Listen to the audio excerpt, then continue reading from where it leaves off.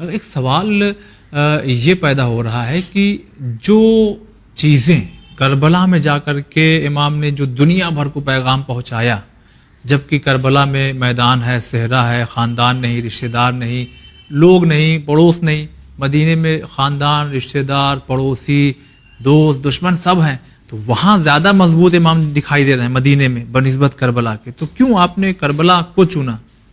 یہ سوال بڑا اہم سوال ہوتا ہے اور اس کا جواب بھی اتنی ہی اہمیت رکھتا ہے، اور اس سے امام حسین ہی نہیں بلکہ رسول اللہ صلی اللہ علیہ وآلہ وسلم اور امیر المومنین علی علیہ الصلوۃ والسلام کی حکمت عملی بھی سامنے آتی ہے۔ اچھا۔ کیوں؟ امام حسین نے، اگر آپ کو یاد ہو، میں نے عرض کیا تھا کہ جب محمد بن حنفیہ کو خط لکھا جی، تو اس خط میں ایک جملہ لکھا تھا کہ میں اپنے نانا اور اپنے بابا کی سیرت پر عمل کروں گا۔ جی ہاں، یعنی انہوں نے جیسا کیا ایز اٹ از میں کروں گا۔ ٹھیک۔ سیرت پیغمبر اور سیرت امیر المؤمنین میں کوئی بھی جنگ اپنے گھر سے نہیں ہوئی ہے۔ ساری جنگیں اپنے گھر اور اپنے وطن سے باہر نکل کے ہوئی ہیں، مدینے کے باہر، کوفے کے باہر، ساری جنگیں مدینے میں یا کوفے میں نہیں ہے۔ لیکن پھر اب سوال پیدا ہوگا کہ یہ حکمت عملی امام حسین علیہ الصلوۃ والسلام نے تو اختیار فرمائی، ان دو بزرگواران نے بھی اختیار فرمائی، تو ان تینوں کی حکمت عملی کیا تھی؟ کیوں اپنے گھر سے، اپنے محلے سے، اپنے شہر سے، اپنے علاقے سے جنگ نہیں کر رہے ہیں؟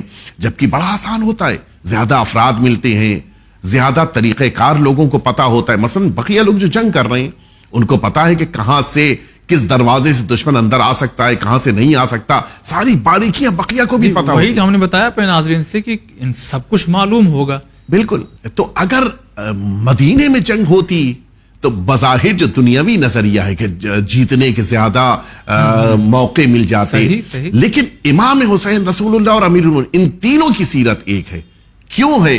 دیکھیے، جب انسان اپنے وطن میں رہ کر یا اپنے گھر سے جنگ لڑتا ہے تو پھر فائدے تو ملتے ہیں لیکن زیادہ نقصانات اٹھانے پڑتے ہیں۔ جی، وہ ان نقصانات میں سے ایک نقصان، مثلا میں عرض کروں، اس محلے، مثلا آپ تصور کریں ایک محلے میں جنگ ہو رہی ہے تو اس محلے میں اگر مثلا 500 لوگ رہتے ہیں، جی، تو 500 کے 500 تو لڑ نہیں رہے ہیں، ان میں مثلا 200 ہیں کہ جو جنگ کر رہے ہیں، 300 خواتین ہیں، بچے ہیں، بوڑھے ہیں، جو اس جنگ میں شریک نہیں ہیں۔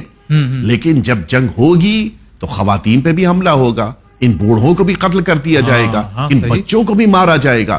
یہ تو بے خطا اس عنوان سے کہہ رہا ہوں کہ جو جنگ میں شریک نہیں ہے پھر بھی مارے جا رہے ہیں۔ اس لیے پہلی حکمت عملی یہ ہوتی ہے، سبب یہ ہوتا ہے حکمت عملی کا کہ اپنے وطن میں یا اپنے گھر میں رہ کر نہ لڑا جائے، جنگ نہ کی جائے، ورنہ لوگوں کا نقصان اور مالی نقصان بھی ہوتا ہے۔ اس لیے کہ مال جو ضائع ہوگا وہ کس کا ہوگا؟ لوگوں کا ہوگا، انہی کا ہوگا کہ جو وہاں پہ مقیم ہے۔ صحیح بات۔ پہلا نقصان تو ان کا، جان کا بھی، مال کا بھی، اس کو بچانا تھا۔ ایک اور بڑی اہم چیز ہوتی ہے کسی بھی شہر کے تقدس کو بچانا۔ امام حسین علیہ الصلوۃ والسلام کی نگاہ میں یہ دونوں چیزیں بڑی اہمیت رکھتی تھی، مکہ اور مدینہ۔ اور ایک حکمت عملی جو امام حسین علیہ الصلوۃ والسلام کی سامنے آئے گی کہ امام حسین علیہ الصلوۃ والسلام نے 8 ذی الحجہ کو مکہ چھوڑ دیا، پوری دنیا مکہ آ رہی ہے، امام حسین چھوڑ رہے ہیں، اس کی بھی وجہ یہی ہے کہ اگر جنگ ہوتی تو توہین کس کی ہوتی؟ اللہ کے گھر کی، توہین ہوتی اللہ کے شہر کی۔ مدینے میں رہ کر اگر جنگ ہوتی تو کس کی توہین ہوتی؟ اللہ کے رسول کے شہر کی۔ توہین کس کی ہوتی؟ قبر پیغمبر کی۔ تو اس تقدس کو برقرار رکھنے کے لیے شہر سے باہر آ کے آپ قیام فرمائیں گے۔ اب وہ قیام کہیں بھی ہو سکتا ہے، وہ کربلا کی شکل میں سامنے آیا، وہ کہیں بھی ہوتا، لیکن اپنے شہر میں رہ کر اگر یہ جنگ ہوتی تو شہر کا اور اس کی عظمت کا تقدس باقی رکھنا ممکن نہیں تھا۔ ظاہر ہے کہ یزید جیسی فوج ہے جس کے پاس نہ دین ہے، نہ مذہب ہے، نہ رواداری ہے، نہ اخلاق ہے، نہ کردار ہے، کچھ بھی نہیں ہے۔ حتیٰ جب بعد امام حسین اسی مدینہ طیبہ میں یزید کی فوج اندر گھسی ہے تو اس نے روضہ پیغمبر کے پاس گھوڑے باندھے ہیں۔ مسجد رسول اللہ، مسجد پروردگار میں گھوڑے بندھے ہوئے تھے۔ جس قوم کو اتنا بھی احترام نہ رکھنا ہو کہ وہ اللہ کے گھر کا احترام کرے تو مدینے کا کیا احترام باقی رکھتے؟ لہٰذا امام حسین نے مدینے میں رہ کر جنگ نہیں کی تاکہ مدینے کے تقدس کو برقرار رکھا جا سکے.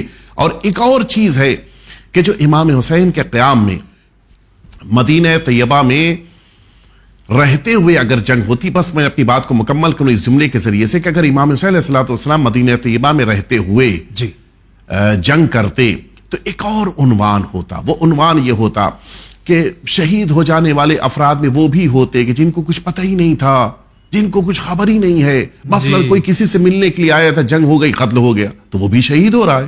صحیح. پھر ایک شہادت میں شریک افراد وہ بھی ہوتے کہ جانے انجانے میں آئے، بغیر خبر کے شامل ہو گئے، اور پھر نتیجے میں بعد میں کہا ارے وہ تو بیچارہ بے جرم خطا مارا گیا، جس کو پتہ بھی نہیں تھا کہ یزید کون ہے، امام حسین کون ہے.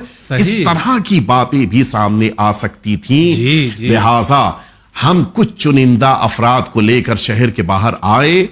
اب جب ہم پر حملہ ہوا تو ہم بڑے آرام سے یہ بات سمجھائیں گے اور کہیں گے کہ وہ افراد کے جو میدان کربلا میں شہید ہوئے ہیں وہ اپنے اختیار سے میدان کربلا میں آئے ہیں اور اسلام کو بچانے کے لیے انہوں نے قربانی دی ہے.